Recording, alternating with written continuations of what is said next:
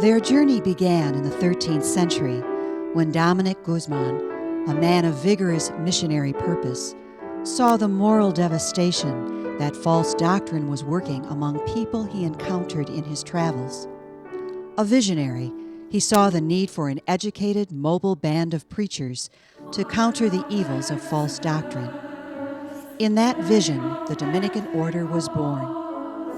In the beginning, the women of the order embraced the contemplative ideal, to contemplate and to give to others the fruits of contemplation. Their monastery in Prouy, France, became a way station for rest and spiritual refreshment for the itinerant preachers of the gospel. Foregoing the established forms of religious life, Dominic saw that, in order to respond to the needs of his time, new forms were required. It was a defining moment for the Church's sense of mission, as Dominic's idea of founding an itinerant band of preachers was given approval. From its beginnings, the Dominican order has understood itself as missionary. The Adrian Dominican Sisters trace their origin back to Holy Cross Convent in Regensburg, Germany, a community of cloistered nuns directly descended from Prouy in 1233. In 1853, 4 sisters from that monastery undertook the treacherous journey across the sea to America in response to the need to teach the children of German immigrants.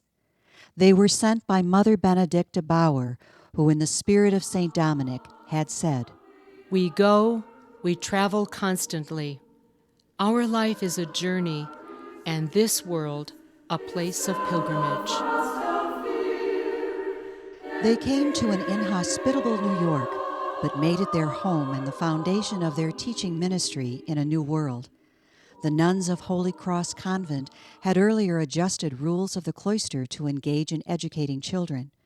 The openness to change and accommodation was to be an abiding feature of their ministry. For indeed, our life is a journey, and the world a place of pilgrimage.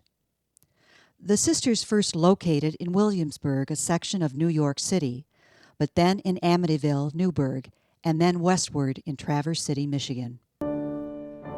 Out from the east to Michigan they come apace, with eagerness, wise, never-wavering women, heedless of stubborn barriers in the road, careless of numbing cold and scanty pilgrim food, finding warmth in comforting the old and nourishment in educating youth.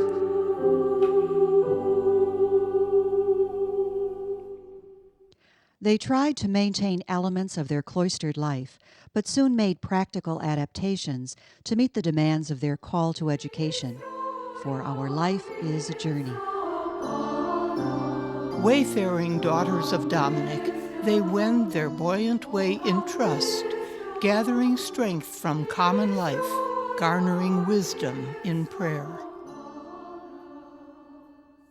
Mother Camilla Madden was first sent to Traverse City, Michigan, and then to Adrian, where she was faced with the task of maintaining a small hospital in a farmhouse surrounded by fields of corn. She soon learned that it had no future, and she turned to her first love, education. St. Joseph Academy was the realization of her dream. Founded with the assistance of local clergy supporters, it grew and thrived.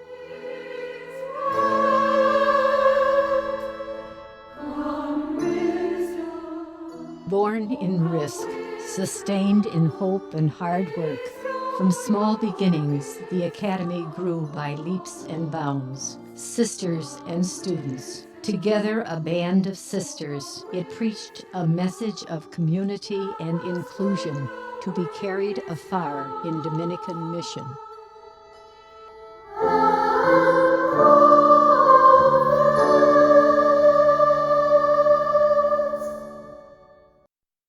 As its reputation spread, new members came to the congregation by 2 routes, from the surrounding farm areas and from the Mother House in New York. Bishop Samuel Foley of Detroit was not supportive of the new congregation in the cornfield and did not recruit them for schools in the city. As a result, Mother Camilla responded to requests from rural schools and from those that came from other parts of the country, Illinois, Ohio, Florida, New Mexico, the congregation began to lose its provincialism and take on a more cosmopolitan character. Her zeal for education prompted Mother Camilla to pursue the best possible education for her sisters. In Adrian, she established St. Joseph College for that purpose and to provide a continuum of education for the young women graduates of the academy. In 1892, Adrian had become a province of Newburgh, New York, and Mother Camilla the provincial. She was to hold that position until 1923. In that year, Adrian was separated from Newburgh and became an independent congregation.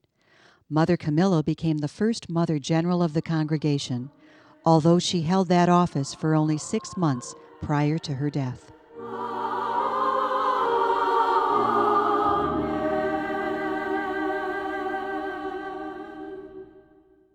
Mother Augustine Walsh, who succeeded Mother Camilla, continued along the path that Mother Camilla had laid out.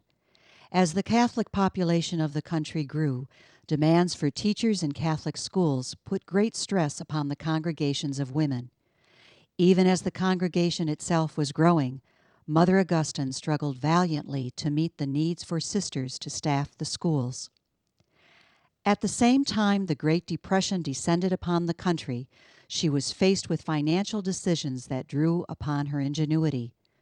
She was able to direct the congregation through the crises with shrewd management and the able assistance of the general counselors.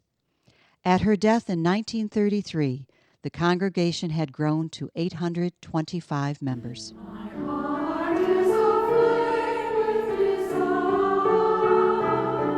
Attracted by these pilgrim pioneers, young, vibrant women joined the growing band, afire with zeal for Dominic's way.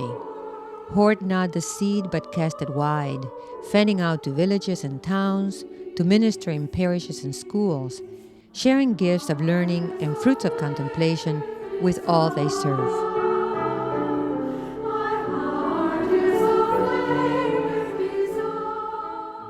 With the coming of Mother Mary Gerald Barry to the role of Mother General, a new wave of enthusiasm rose in the congregation.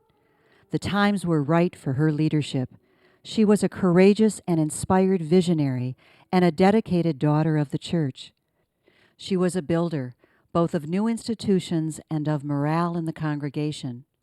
During her tenure of 28 years, she imposed a new rigor in the life of the sisters as she demanded observance of the rule, encouraged deepened prayer and study, and sent them to meet new challenges to ministry.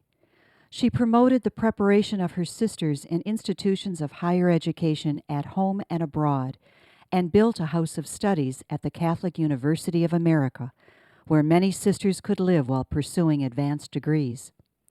She built secondary schools for young women in Detroit, Chicago, and Cleveland, established a new college for women in Miami, Florida, expanded to overseas ministry in Puerto Rico, the Bahamas, and the Dominican Republic, ventured into the unknown with 2 hospitals in the West, responded to the call to engage in social work.